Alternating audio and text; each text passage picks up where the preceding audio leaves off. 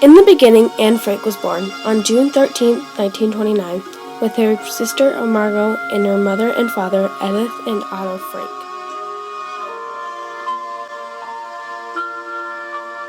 The story begins with Otto Frank.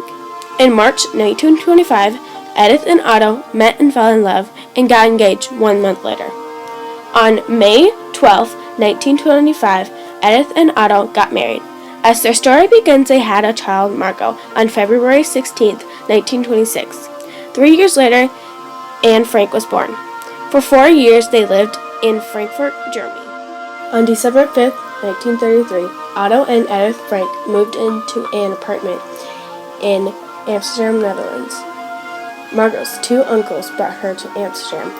Anne stayed behind, but later came to Amsterdam as well with her 2 uncles. For several months, Otto was planning to go into hiding with the help of his workers. They would not live alone. They would live with the Van Pels and later on Mr. Pfeffer. In July 5, 1942, the Franks went into hiding. It was hard for Anne and the others. They heard bad news and good news. On June 6, 1944, was D-Day. The launch of the Allied invasions of Western Europe. They heard the radio announcements all day in the secret annex.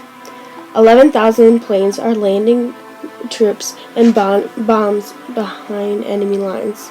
4,000 landing crafts are continually arriving.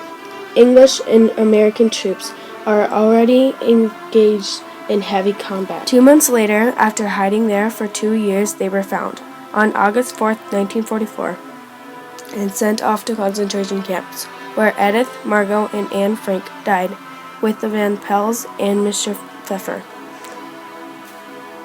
Time and time again, they asked the door to be shut. Please, please, shut the door. Too weak to shut it themselves. Margot fell out of the bed onto the stone floor, no longer able to stand up. Margot, Margot, she's dead. Anne died shortly after her sister.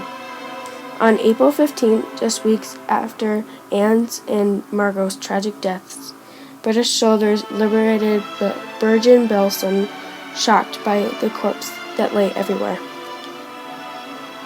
But that was not the end.